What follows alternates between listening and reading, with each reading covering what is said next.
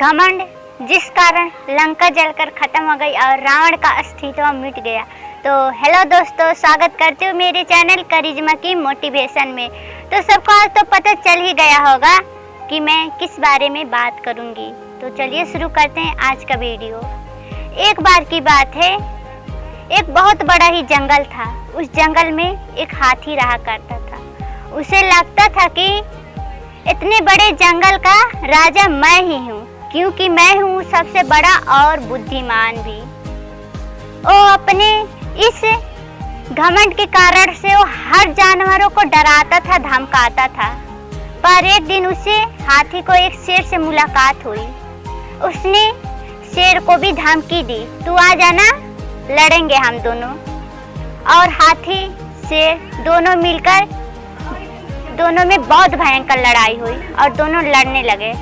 अंत में शेर की ही जीत हुई। शेर को, हाथी को ये समझ आ गया था कि ये दुनिया बहुत बड़ी है, हमें खुद को बड़ा नहीं समझना चाहिए। हमारे देश पे कंपटीशन चल रहा है, हर व्यक्ति, कंपनी, स्कूल, हॉस्पिटल के बीच कंपटीशन चल रहा है। इस कंपटीशन में वही आगे है जो टैलेंट है, और वही पीछे है जो टैलेंट के साथ ज़्यादा घमंड भी कर रहा है। इसलिए अगर तुम्हें कंपटीशन की दुनिया में आगे बढ़ना है तो अपने पर कभी भी घमंड मत करो। ये स्कूल की बात है।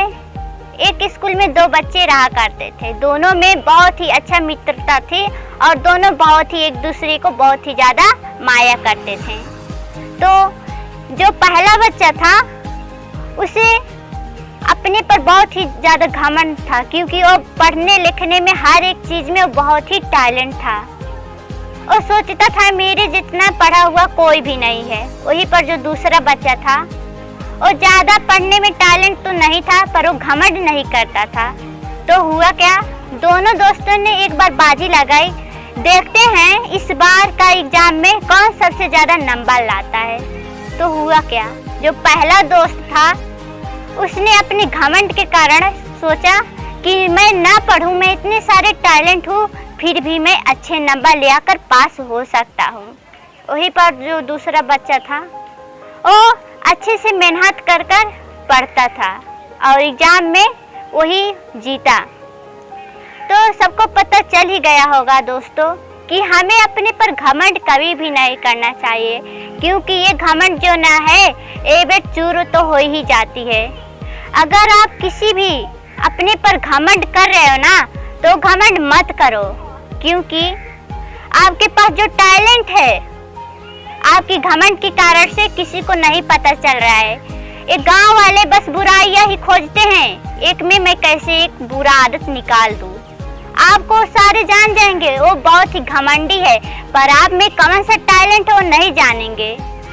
अगर एक नेता को ना वोट मांगना हो तो वोट मांगता है, पर वो भी हम लोगों की तरह सोचे कि मैं एक नेता बन रहा हूँ, मैं तो सबसे बड़ा हूँ, मैं जो चाहूँ वही कर सकता हूँ, मैं वोट नहीं मांगूंगा और किसी के गोड़ पे गिरूंगा भी नहीं, जिसको मर्जी होगा वही आकर मुझे वोट देगा।